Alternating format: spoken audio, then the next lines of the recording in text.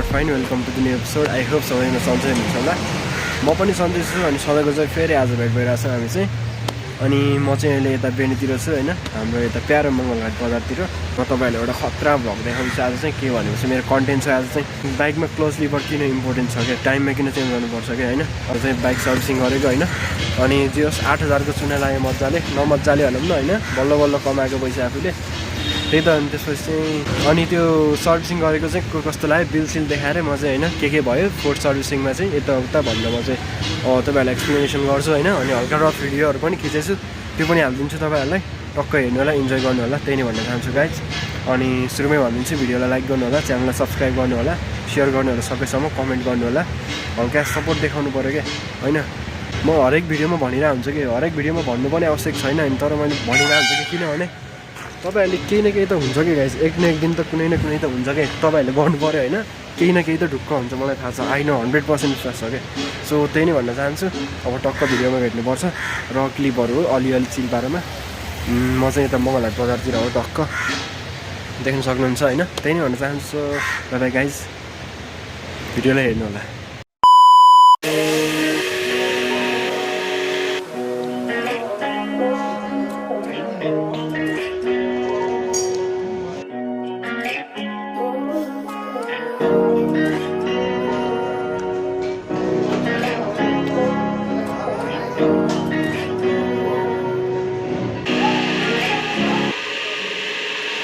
मेरा मन का कुरा केही भन्नु छ राखी सजाए मनै भित्र आजै भन्छु र शून्य शून्य मन उज्याली बनिदेऊ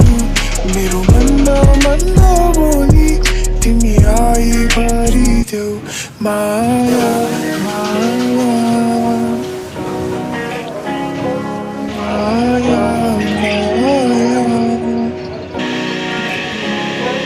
माया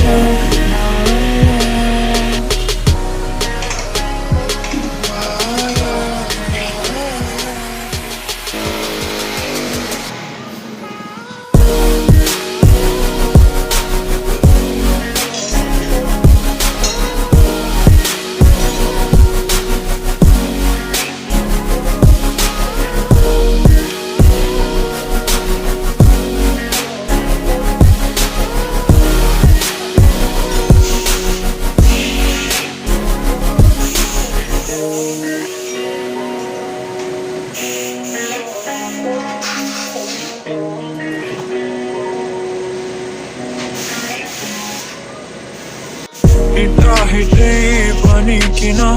अल्झिरहन्छु म सम्हालेको मेरो मुटु चोरिरहन्छु र जुन बाटोको खोजी गर्थे त्यही रहेछु म मेरो हात समय तिमीलाई हिँड्नु अनुसार so hello and namaste guys welcome to my new vlog so आज म फेरि यता मङ्गलहाटतिर छु है होइन त गाइज अनि कामहरू धेरै छन् तर लास्टै बिजी भइरहेछ होइन अनि त्यसपछि अहिले चाहिँ बिहान नै भनौँ अहिले चाहिँ त्यो छैन त्यस्तो चाहिँ होइन त्यस भवालै छ अनि के भन्छ अरू चाहिँ तर यस्तो पावर बढेछ कि बाइक त्यो मैले त्यो सर्भिसिङवाला भिडियो बनाएर हालेको थिएँ नि त र फुटेज अनि त्यसपछि के भनेपछि त्यो हल्का रेस चाहिँ लुज भएको थियो होइन रेसको तार हो कि के लुज भयो रहेछ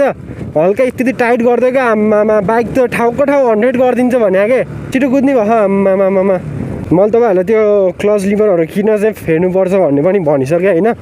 के भनेपछि त्यो जब यो हामीले क्लचसम्म त यो छेउमा लोर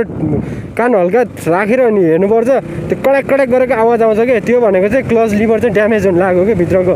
अड्क्यो भने त होइन झ्याउ हुन्छ नि त त्यही भएर चाहिँ हो अनि त्यसपछि चाहिँ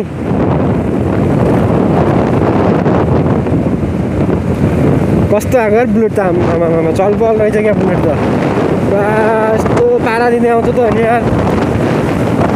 100 त ठाउँको ठाउँ गर्छ क्या यो त अहिले त के हो र यार हेर्नु न 97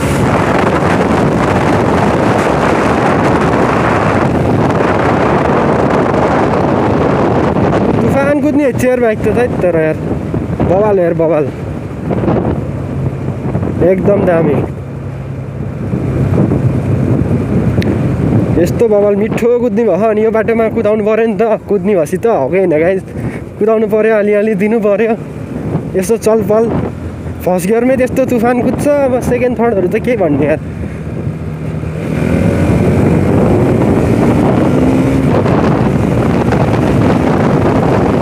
हेर्नु अहिले कति पुग्यो हेर्नु त अहिले 94 पुग्छ त ठाउँ पर्ने यार अब यहाँ हेर्नु कति पुग्छ अब तुफान कुद्छ त 90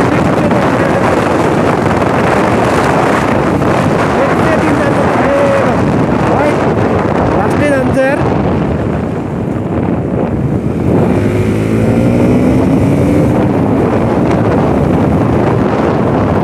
तर यसको होइन के भन्नुहुन्छ जति जे भन्यो नि यसको भनेको स्टकको साउन्डै बवाल छ क्या त्यो मोडिफाइड सोडिफाइड भन्दा नि होइन स्टकको साउन्डै यस्तो बवाल छ क्या दामी छ यार तर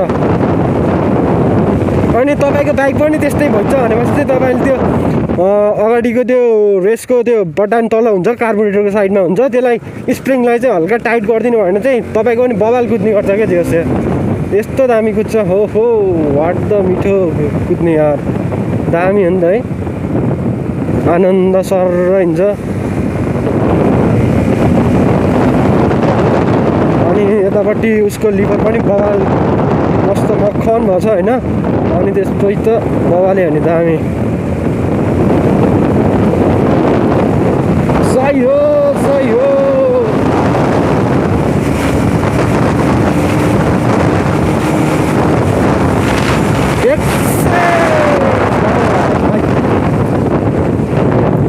स्टप हान्दिउँ गाइज भन्नुहुन्थ्यो डोन्ट राइड रफ मेरो चाहिँ हल्का फोनमा चाहिँ चार्ज कम छ सो म चाहिँ अब यति नै खिच्छु होइन किनभने अब यसलाई चाहिँ अब अरू पार्टहरूमा मिसाएर हाल्नुपर्ने हुन्छ किनभने मलाई हल्का बिजी पनि छु अनि हल्का काम पनि छ अनि फोनमा चार्ज पनि छैन कि सो त्यही नै भन्न चाहन्छु guys so hope you guys like this video यस्तो गर्ने त उडाइदिन्छु यार लाइक द सब्सक्राइब च्यानल